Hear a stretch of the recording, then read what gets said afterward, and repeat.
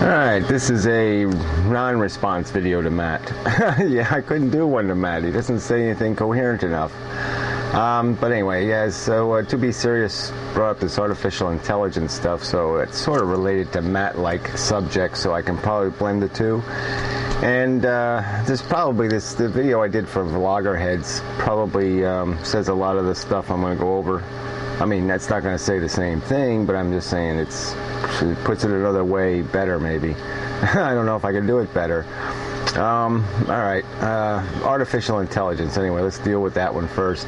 It's really interesting as a programming problem. You know, I mean, there's two aspects to our intelligence. There's the raw calculator, thinker thing, the logic machine, and then there's this stupid personality crap, you know, that's driven by a bunch of programmed, conditioned preferences and prejudices, desires and fears. Mimicking that might be an interesting experiment. You know, trying to create a piece of neurotic, silicon. Yeah, that might be funny. I don't see any use in it in the short term.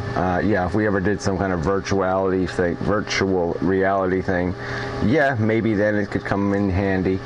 But you don't need a real complex human for most circumstances. Most of our interactions don't require a human to behave very humanly.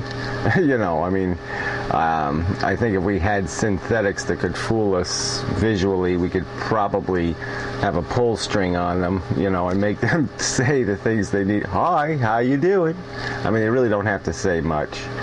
You know, I mean, yeah, if you're going to engage in complex conversation with the nuances of the vocabulary and all of that crap, yeah, you could trip them up, a big deal. So anyway, to the intelligence part, that's where it gets really tricky. Because, you know, if you have the intelligence without all the rubbish, the conditioning, the bullshit, the bigotries, the I'm a fearful little bug kind of stuff, yeah, it's not going to draw yes, you might be able to figure out how to, you know, make the cell phone a little bit smaller. It might be able to figure out how to model the weather a little bit better. It might figure out something useful. But we'll probably be able to do that with just modeling software. I mean, we don't need a whole human intelligence to do that stuff. We can have intelligences, logic programs, devoted to that purpose. You know, that's all they do, is run those scenarios, run physics problems, run something else. I mean, that's all they do. And there's nothing particularly brilliant about our arrangement, except that it works for a selfish little organism that needs a control mechanism. But it's not really a great logic machine, and so, I mean, it is a, don't get me wrong, that's not what I meant. It's a very good thinking machine, but it's so corruptible because of the vessel that owns it that you're not going to see that. You're not going to glean the rewards of that. So it's my contention that if we got any more intelligent, we could plug in some more memory or do something else to augment our intelligence, it's still going to be the same equation.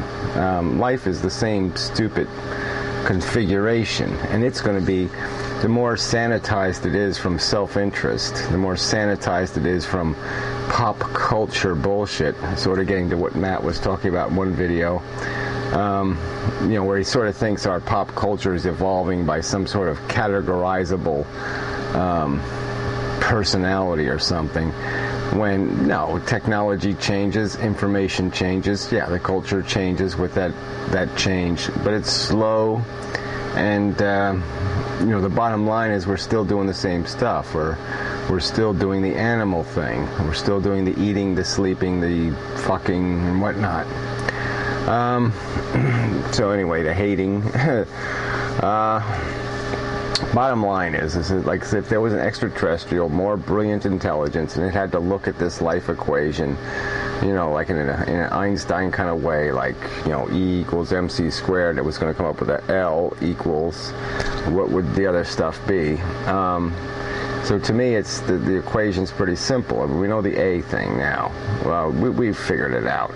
Yeah, there's no God behind this thing. No intelligence provoked it. No intelligence thought up the idea and said, yeah, this would be a good idea. Let's start this reproducing little machine in motion and let it acquire the capacity to feel, and then let it start eating each other and killing each other and hating each other, and, you know, the carnage, let the carnage begin. No intelligence is going to do that. We can't even, we're actively participating in it, and we can't even define an objective to this damn thing. Yeah, it's each individual organism, yeah, so it's another Freudian slip, is seeking that orgasm thing, that ultimate orgasm, the perfect orgasm or something, whatever it's chasing, but it ain't never going to get it. It's not the nature of the beast. So anyway, there's no God, there's no creator, there's no inspiration behind this thing. It's a mechanical forces. It's on its way doing its thing, but the universe is not. It's not human. It's not an animal. It's not a thinking device. It will just do something. It is the monkey at the typewriter for a zillion years, and eventually it types something coherent, something that looks coherent anyway. But it's an accident. It's a fart, and we're a fart. We're just. But anyway, so that's the A, and then you're going to do the plus the B. The B would be, we see what we are in the short term, the shorter term. We're this next generation of this long generations of reproducing life, living thing, which is just a machine, a little chemical device that figured out the game of reproduction. Didn't figure it out, but you know what I'm saying. Fell onto the game of reproduction. And once that started, there was nothing to stop it. It was just going to keep on doing it. And so we're just layers of reproducing machines learning how to survive by consuming other layers of reproducing machines. It's insidious in its basic design. It can't go anywhere. Even if it didn't, even if none of us felt anything, it would still be fucked-hearted. It's just a bunch of machines reproducing and trying to find a way to survive without getting, to eat or be eaten, to do the eating thing before they get the be eaten thing. It's just not going anywhere. It's not doing anything. And an artificial intelligence is going to look at it and say, this is just a stupid rat maze game. This is just why build the maze? Why put the rats in it? It's for nothing. It's not going anywhere. And so I guess that's the C, that's the equal. On the other side is, we're fucked. That's what your artificial intelligence, if it's truly intelligent, that's what it's going to tell you. It's just going to say, you are fucked on the screen. I mean, it's not going to give you any insight. We know all we need to know. I'm going to say it again. It wouldn't hurt to have a little more, perfect clarity, so we could just rub it in the nose of all the naysayers and the doubters and the bullshitters, to say, yes, this is the truth. There's the missing links. Here's the whatever you need to prove that there's no God and there's no magic to this thing. We're just little consuming animals, period.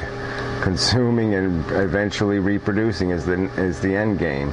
And so we've broken some of those rules. We invent the condom. We invent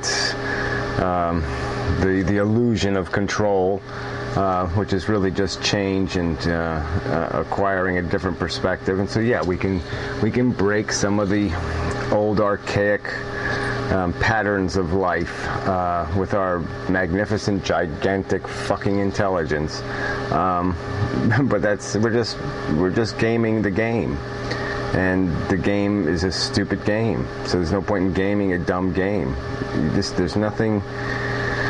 It's futility, and I'll keep saying it. Like I said, at best it's a zero-sum game, and if we're going to play the game, then we have to play it for perfection. We have to go for perfection, and at least then we'll hit the zero. Then we won't be a stupid red number. But as it stands, like I said, I'll contend that if we do develop an artificial intelligence, it's just that's truly intelligent. It's just going to add up the basic facts of our existence and tell us plain and simply, you're not going anywhere here. The values don't add up. You can't make something with these ingredients. There's no recipe to follow that's going to make any of this shit turn out to be consumable rationally. It's always going to be, the only thing that's ever going to make it make sense is desire and addiction. You're going to have to be addicted to it for it to make any fucking sense. And that's it. That's going to be the conclusion. So without that addiction, there's nothing. So anyway, I'm watching the time. I just don't want to go over it because I don't want to edit. Because I have to get a better video card. But anyway, that's a whole nother story. So anyway, like I said, the Vloggerheads video is kind of interesting anyway. It's kind of long, but whatever. If you got the time.